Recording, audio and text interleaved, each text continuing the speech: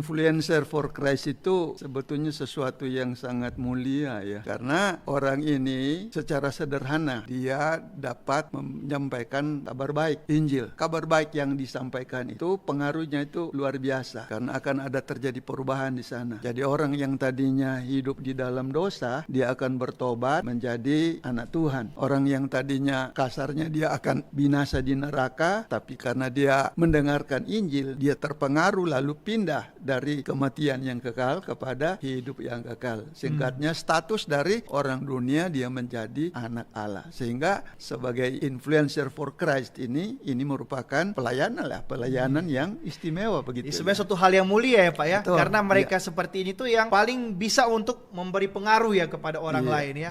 Yang apalagi kalau bisa berpengaruh untuk kemuliaan Tuhan. Influencer for Christ itu sederhananya menginjil, tetapi ini merupakan hal yang barangkali kalau di gereja kalau boleh dihindari. Nah itu dia Pak. Sebenarnya kalau Pak Isa kan sudah cukup lama ya berkecimpung dalam dunia penginjilan, misi, pembinaan warga untuk gereja untuk bermisi. Tapi masih aja ada ya orang-orang percaya yang seperti enggan begitu untuk mau penginjilan. Ya apalagi semakin terkenal dia, semakin dia berusaha untuk menyembunyikan identitasnya. Misalnya DP subscriber so tinggi, viewer so banyak, dia semakin menutupi imannya dan dia bahkan bilang ya semua agama sama saja atau saya agama masing-masing. Bahkan dia berusaha untuk menutupi bahwa dia adalah seorang Kristen atau seorang percaya. Apa hambatan yang menghalangi orang-orang itu untuk mau penginjilan? Ya macam-macam ya. Jadi mungkin orang mulai satu persatu. Yang pertama, orang dia tidak mau bersaksi, tidak mau memberitakan Injil karena dia rasa itu bukan tugasku, itu tugas para pendeta. Apalagi penginjil, namanya juga penginjil.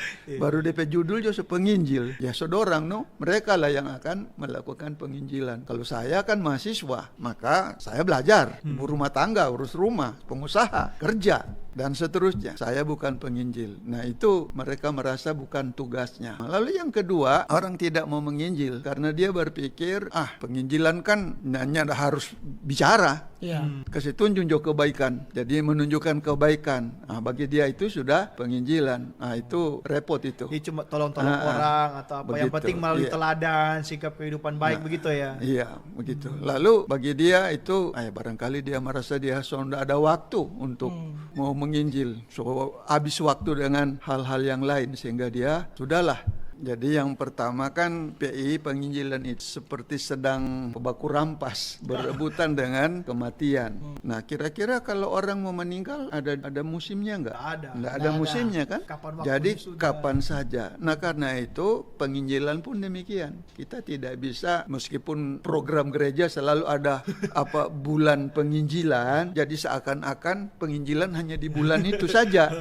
Misalnya bulan Juni penginjilan, lalu Juli sampai Mei, apakah tidak akan menginjil? Kapan saja. Nah, kan Paulus kasih nasihat pada Timotius itu di 2 Timotius 4 ayat 2. Siap sedialah dalam segala waktu untuk memberi pertanggungjawaban terhadap apa yang engkau percaya itu. Setiap waktu, setiap saat. Cuma yang paling penting di sini kita peka dengan momentum kesempatan yang ada. Justru pada saat ada duka, itulah momentum yang paling tepat orang mau bersaksi. Biasanya orang yang kehilangan sesuatu yang paling dia kasih itu sangat welcome, sangat terbuka untuk mau mendengarkan nasihat-nasihat, dan justru itu paling mudah untuk penginjilan. Atau mungkin ada situasi-situasi tertentu, ada momentum-momentum itu ya di mana orang boleh ambil untuk menyampaikan kabar baik Injil. Yang jelas kita tidak bisa mau mengatur ya. Iya betul. Ya memang kalau bersenang-senang itu akan sulit, tapi tidak mustahil, tidak menutup kemungkinan kita boleh masuk ke sana. Tidak semua anak orang Kristen itu sungguh-sungguh anak Tuhan. Paling banyak orang Kristen punggu-punggu di got. Paling banyak orang Kristen itu. Apalagi oras Natal begitu ya Pak Ishak ya. Hari Minggu di gereja, Senin sampai Sabtu bikin apa dia, korupsi lah dan apalah, main perempuan lah dan segala macam apa. Jadi kalau orang mau melihat bahwa testing aja. Ya, itulah sebabnya cara yang paling baik harus tahu mendiagnosa. Bisa mendiagnosa apakah seseorang itu sudah punya kepastian keselamatan atau belum. Caranya bagaimana ya, kita tanya. Kalau Tuhan panggil, apakah engkau sudah yakin? Pasti masuk surga. Jangankan tidak yakin, dia yakin sekalipun kita harus kalau boleh ceritakan Injil sama orang ini. Apalagi itu percaya yang model apa? Iblis juga percaya Yesus. Betul lah. Tapi apakah iblis masuk surga karena dia punya iman itu? Kan seperti itu. Malah orang-orang Kristen jadi, ini yang di-influence betul, dunia ya, bukan malah betul, menginfluence bukan orang lain. betul. Makanya kan jadi harus orang Kristen terlebih dahulu diinjili itu supaya mereka boleh berubah ya. Yang namanya juga berubah oleh pembaharuan budi itu kan dari Injil, bukan dari dongeng nenek tua.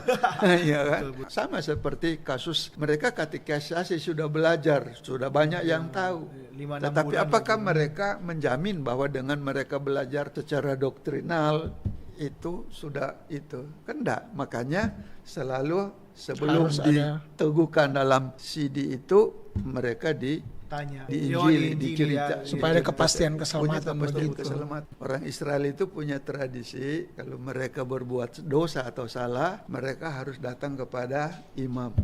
Mereka harus membawa kurban. Kalau orang kaya, mereka akan membawa lembu. Kalau setengah kaya, kambing atau domba. Kalau yang sederhana miskin, bawa burung tekukur atau burung merpati. Tapi semua ini harus yang terbaik. Tidak boleh ada cacat celahnya. Lalu korban ini, si pendosa ini, dia membawa korban ini sesuai dengan keberadaannya tadi. Lalu dia datang kepada imam. Lalu imam akan mengeksekusi ini hewan. Si pendosa dia akan meletakkan tangannya di atas kepala hewan. Lalu imam menyembelih. Sebetulnya penyembelihan imam itu adalah penyembelihan terhadap si pendosa. Si pendosa ya. Tapi sudah ditanggungkan kepada hewan itu. Makanya orang selalu ada istilah dikambing hitamkan itu salah satu faktor itu begitu kan. Jadi si pendosa. Lalu imam akan mengambil darah entah digosok di beberapa bagian tubuh sebagai simbol penyucian dosa. Sejak saat itu orang itu disucikan. Mengikut agama Yahudi, ikut itu artinya setiap kali itu orang berbuat dosa, orang harus melakukan upacara ini. Pertanyaannya, orang mau cari hewan di mana? Yang jelas cuma hewan-hewan ini. Nah, karena bagaimanapun juga pengampunan dosa itu, jadi inti dari penginjilan kan pengampunan dosa. Itu hanya bisa terjadi karena ada darah. Harus disucikan lewat darah. Itu kenapa persembahan Kain itu tidak diterima, Habil itu diterima. Bagi saya salah satu itu karena persembahan Habil itu kurban hewan mengandung darah. Jadi ada unsur penyucian. Tidak ada satu manusia pun yang bisa memenuhi syarat untuk bisa menjadi korban. Nah karena itu tidak ada pilihan lain kecuali Allah sendiri harus menjadi manusia. Karena kalau seandainya ada manusia yang tanpa dosa, boleh saja saya kira dia boleh menjadi korban. Tapi itu artinya sesudah itu harus ada manusia lain lagi. Manusia 1, 2, 3. Karena manusia. Tetapi waktu Allah yang menjadi manusia itu sebagai korban di dalam diri Yesus Kristus, pertama harus jadi manusia karena harus mati. Upah dosa ialah maut. DP kesetaraannya begitu kan. Jadi harus manusia itu harus mati. Kalau Yesus tidak jadi manusia, katakanlah dia menjadi makhluk itu, dia tidak mungkin mati. Yang kedua harus jadi manusia supaya ada darah. Karena tanpa darah tidak ada pengampunan dosa, tidak ada penyucian. Yang ketiga itu manusia yang Allah, itu artinya cukup satu. Berlaku sampai kapanpun seluruhnya cukup satu korban. Sehingga dengan hadirnya Yesus tidak perlu lagi ada Yesus 2, Yesus 3, Yesus 4. Satu kali untuk selama-lamanya. Jadi orang lihat kan waktu Yesus datang pertama, jadi sebelum jetrek Yesus lahir, Maria dan Yusuf sudah mengalami penolakan. Sampai harus lahir di kandang. Bukan di tempat yang layak. Sudah jemu di istana, di tempat yang layak ajalah. Karena ini kan yang mau lahir ini Raja segala raja. Tapi kan tetap ditolak. Makanya di Yohanes pasal 1, ia datang kepada milik kepunyaannya, tapi milik kepunyaannya tidak mengenal dia, lalu dia mengalami penolakan. Tapi kita patut bersyukur. Jadi ketika Yesus datang, ada juga yang mau menerima ya. Jadi kita harus menyambut dia itu, menyambut Yesus yang sudah datang. Tapi menyambutnya seperti apa? Ya. Caranya seperti apa? Barangkali contoh para majus itu yang paling benar menyambut Yesus. Para gembala juga oke lah. Mereka menyambut dengan baik dan benar. Nah, mereka juga Iya. memberitakan ya tentang Lalu sesudah mereka melihat, mengalami, mereka akhirnya memberitakan berita itu. Nah, itu mereka udah jadi influencer Iya, tuh pada betul. zamannya. Betul. Belum, Iya. belum ada media, belum ada itu, mereka Iya. keliling kota kan.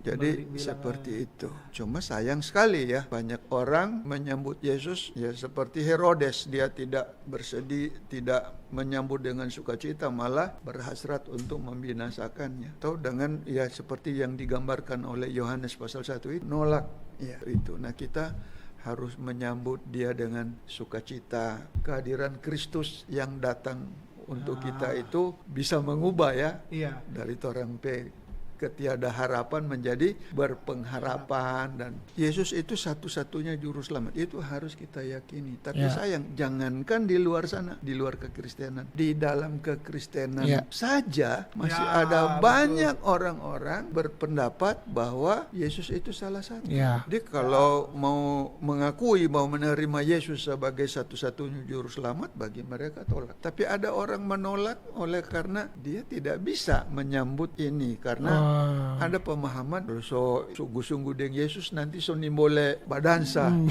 Kalau sungguh-sungguh dengan Yesus nanti Boleh so bakar rauke. nimbole Siap pikul saleh menyangkal diri. Nah, jadi seperti itu pemahaman orang. Lalu ya itu akhirnya tiap kali Natal tahun baru begini, ya itulah habis-habisan hanya untuk Natal dan tahun baru itu. Larinya ke sana kan, orang menghabis-habiskan uang hanya demi hura-hura di Iya. Natal.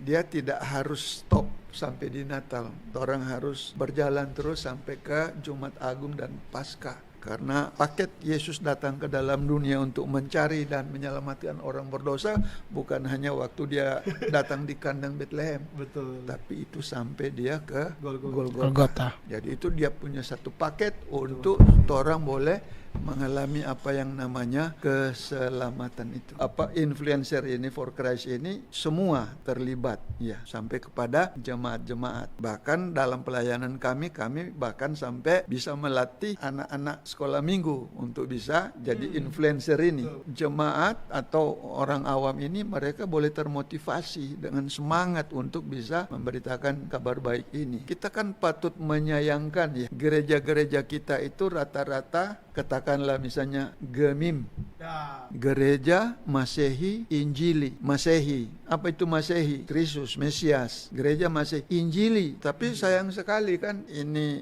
Masehi Injili ini tidak tercermin di dalam pelayanan. Yang namanya Injili kalah sama diakonia dengan koinonia. Tapi akan ada banyak kan nama-nama gereja seperti itu. Gereja Mesias, Gereja Kristus, apa semua. sebatas nama saja. Sebatas nama, tapi di mana itu peran gereja spirit penginjilan? Gereja boleh menjadi utuh semuanya, termasuk di semua lini. Tetapi penginjilan ini harus yang menjadi terdepan, karena bagaimanapun juga ini merupakan pelayanan yang bagi saya yang utama sih, meskipun di dalam gereja selalu menjadi Yang terkebelakang. paling di belakang.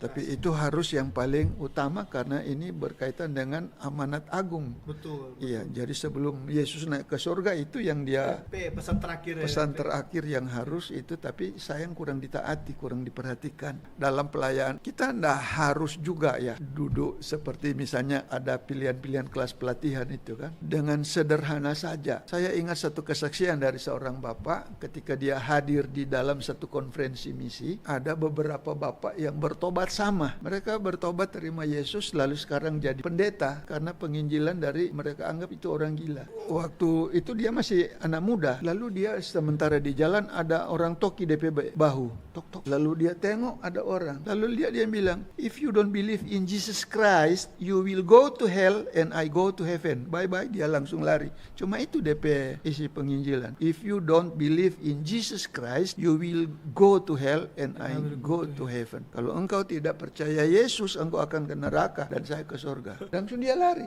Cuman seperti itu, tidak seperti sebegitu kompletnya itu. Bahwa Yesus sederhana ya sebenarnya. Tapi di dalam pertemuan misi itu ada 5 atau 6 orang pendeta ternyata bertobat dengan metode yang seperti orang gila itu. Tapi maksud, ya kalau ada metode yang bagus kenapa tidak? Tapi Betul. kalau Jangan kita, terbatas di metode maksudnya ya Pak Ishak ya. Tapi kalau misalnya kita punya hati untuk mau supaya orang itu dimenangkan, lakukanlah. Setelah itu, kalau boleh, orang yang kita sudah injili itu jangan kita biarkan. Itu. Kita harus follow up dia. Masuk dalam pemuritan justru itu ya, dimuridkan. Harus pemuritan. Dan salah satu ciri pemuritan, kalau boleh, dia harus bisa bersaksi. Ya, betul, Sama betul. seperti bagaimana dia mendengar cerita Injil. Jadi terus-menerus multiplikasi begitu ya. Di penghujung ini saya akan buat statement seperti ini. Oke. Iya, penginjilan belum dapat dikatakan selesai apabila orang yang kita injili belum menjadi penginjil. Ya. Wah,